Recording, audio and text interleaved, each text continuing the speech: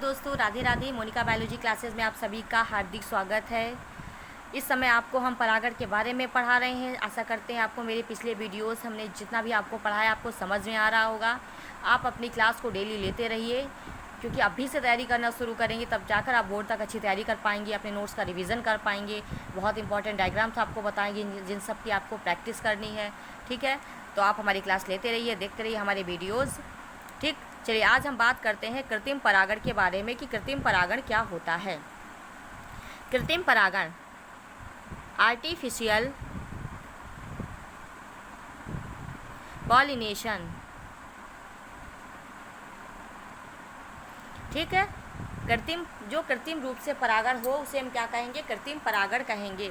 देखिए बेटा, कृत्रिम परागण आपको बताया था कि परागकोश से परागकण निकलेंगे और निकल करके जायंग के स्टिग्मा पर यानी वर्तिकाग्र पर, मादा के वर्तिकाग्र पर पहुंच जाएंगे।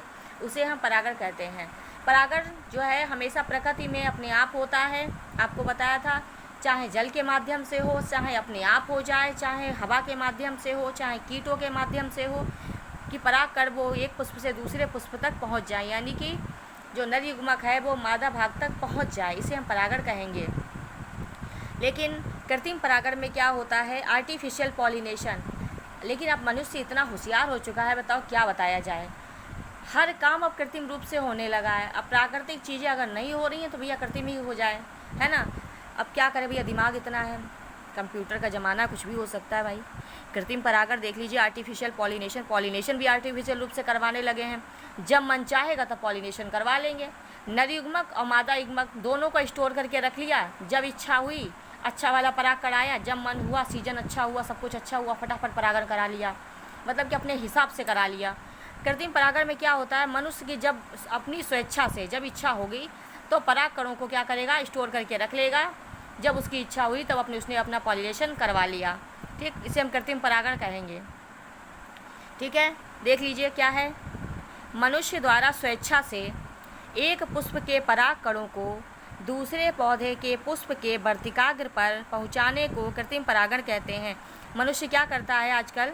मनुष्य के द्वारा जब स्वेच्छा से ही एक पुष्प के परागकणों को उठाया तो दूसरे पुष्प के जो मादा का जो वर्तिकाग्र है वहाँ पर जा कर के रख दिया, उसको वहाँ पहुँचा दिया, मनुष्य ने पहुँचाया है। ठीक है, हवा यहाँ पानी काम नहीं कर रहा है। यहाँ पे मनुष्य ने क्या किया? स्वेच्छा से ही एक पुष्प के परागकणों को उठाया और दूसरे पुष्प के वर्तिकाग्र पर पहुँचा दिया। इसे हम कहेंगे कृत्रिम परागण।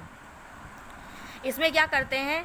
इसमें अपरिपक्व पुष्प से, अपरिपक्व पुष्प क्यों कहा गया? क्योंकि परागकण जो है वो नहीं पके हुए हैं।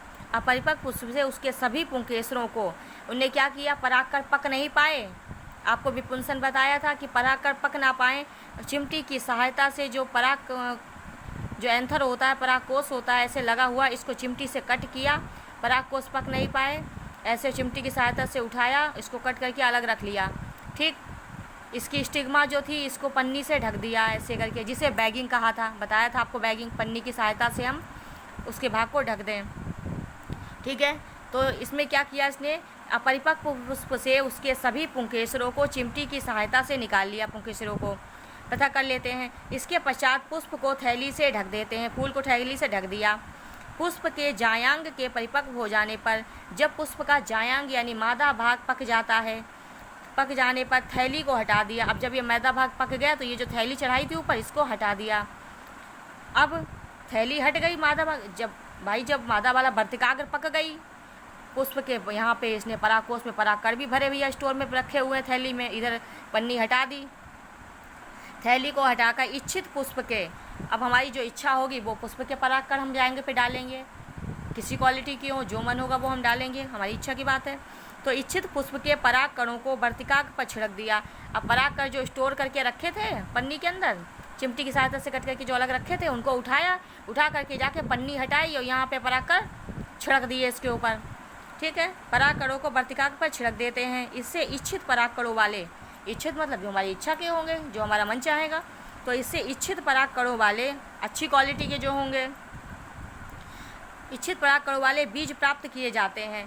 इससे अच्छे जो इच्छित परागकण वाले जो हैं वो बीज प्राप्त करे जाएंगे। हमें अगर अच्छी क्वालिटी के बीज चाहिए तो इसके लिए मनुष्य क्या करता है भाई? जो पर्यावरण में कुछ भी होगा तो उससे जो बनेगा हमें वही लेना पड़ेगा। अब हमें अच्छी क्वालिटी के बीज चाहिए, अच्छी क्वालिटी के फल चाहिए, तो इसके लिए हम क्या करेंगे, अपने मनचाहे पराग कर लेंगे और जो जायंग का जो वर्तिकाग्र भाग है उसके ऊपर छिड़क देंगे जाके।